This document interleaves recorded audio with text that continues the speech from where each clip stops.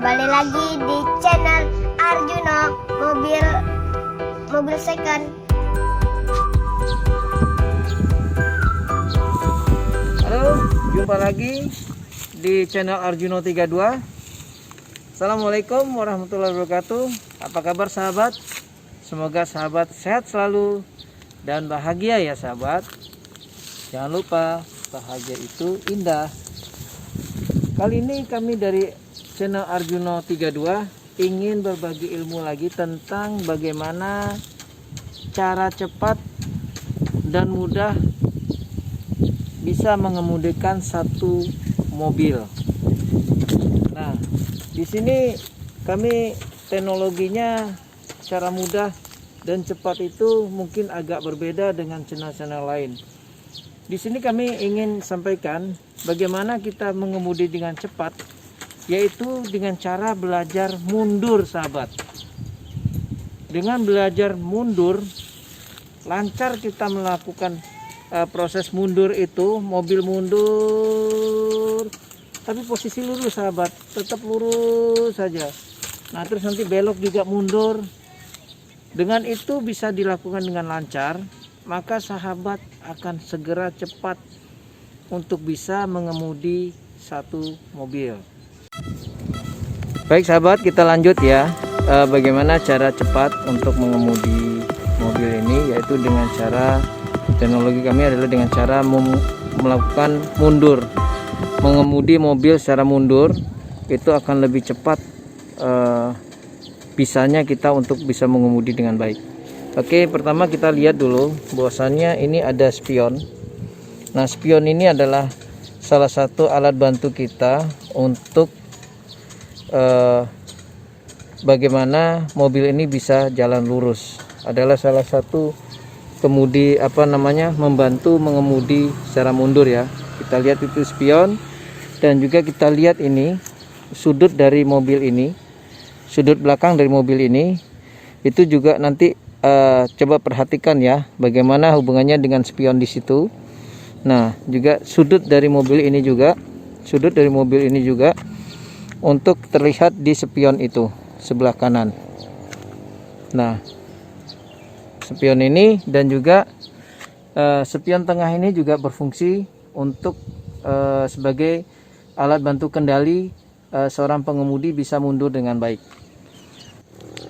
Baik sahabat, sebelum kita melakukan belajar mengemudi ini, pertama kali yang kita lakukan adalah bagaimana kita melakukan penyetelan posisi kursi ini agar nyaman.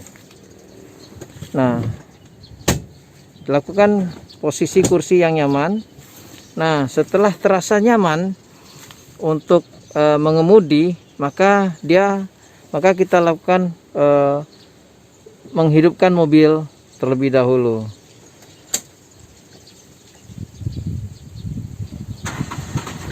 Nah, setelah kita menghidupkan mobil terlebih dahulu dan kita pasang sabuk pengamannya ya sahabat ya, agar supaya kita membiasakan sabuk pengaman ini adalah sebagai penunjang kita dalam mengemudi mobil secara aman. Jadi pastikan ya sahabat ya, ujung dari mobil ini itu terlihat saja ujungnya, jangan sampai badannya terlihat. Kalau badannya terlihat maka mobil ini cenderung serong ke kanan. Oke, sama dengan kiri juga gitu. Kita lihat ujungnya itu, bila terlihat bodinya dengan jelas maka mobil ini sudah serong ke kiri.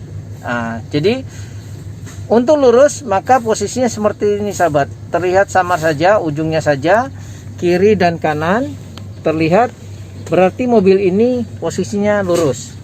Oke, kita coba. Ayo mas, kita mundur sekarang. Nah, kita lihat mundur. Nah, itu posisi, coba lihat ujung dari mobil ini, pelan-pelan saja mas. Nah, kita lihat tuh ya, terlihat. Nah tuh, terus mundur mas. Oke, dari bibir jalan ujung itu masih posisi pinggir terus. Nah, ini mobil terlihat lurus ini nanti sahabat ya. Nanti saya akan syuting dari luar. Oke. Nah, stop. Ya, maju lagi. Maju lagi.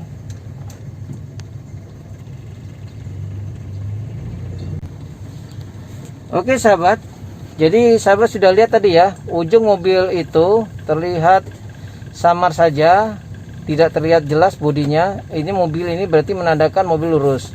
Kenapa saya bilang belajar mundur akan lebih cepat prosesnya kita untuk bisa mengemudi? Karena apa? Pada saat kita melakukan ancar-ancar mundur tadi, kiri dan kanan sambil jalan, yaitu sambil jalan, maka seorang pengemudi itu tetap kopling ini, kaki itu tetap pada kopling, gas juga tetap pada posisi gas, dan di situ komposisi gas sama kopling itu dia benar-benar tidak bebas. Karena apa? Karena dia harus menginjak pada saat terlalu kencang, dan dia akan mengangkat koplingnya pada saat dia butuh tenaga. Dengan demikian saudara, sahabat, kita bisa kaki-kaki kita untuk menggunakan ornamen kopling, rem dan gas itu bisa ingat sahabat. Karena apa? Karena dia tidak terus melepas kopling itu, dia melainkan tetap posisi di situ. Nah, kenapa demikian? Saya bilang lebih cepat karena akhirnya dengan dia melakukan selalu siaga, kakinya di kopling dan di gas, nanti misalnya ketemu macet dalam perjalanan, nah si pengemudi ini sudah tahu komposisinya, kapan saya harus ngerem, kapan saya harus ngegas, dan kapan saya harus tekan kopling, dan kapan saya harus angkat kopling. Nah itu sahabat, kenapa saya bilang belajar mengemudi mundur ini lebih cepat jadinya kita bisa mengemudi ketimbang kita harus belajar jalan-jalan. Nanti kalau kita sudah lancar dalam proses mundur ini sahabat, otomatis nanti kita coba juga tetap belajar untuk maju di keramaian, untuk mengetahui ancar-ancar dari kapan kita harus mengalah dan kapan kita harus nyalip. Nah di situ sahabat, saya coba lagi ya sahabat ya, saya turun ya sahabat, saya lihatkan posisi tadi spionnya. Oke. Nah kita lihat sekarang anak saya ini bagaimana dia mundur dengan ancar-ancar itu. Oke mas.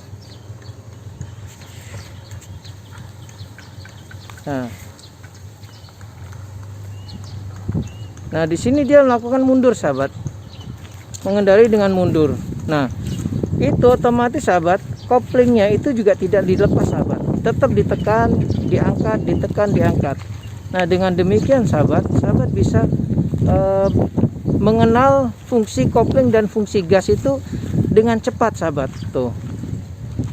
Dan juga arahan dari mobil itu sahabat juga bisa tahu. Kenapa? Dari fungsi spion tadi sahabat. Oke. Nah oke, untuk ini video mungkin agak lama ya sahabat ya.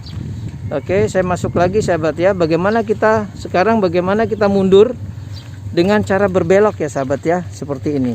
Nah nanti berbelok bagaimana caranya? Nah simak lagi ya sahabat ya. Nah tadi sahabat belajar mundur lurus ya dengan acuan spion tadi. Nah sekarang anak saya Rafli ini akan melakukan mundur dengan berbelok.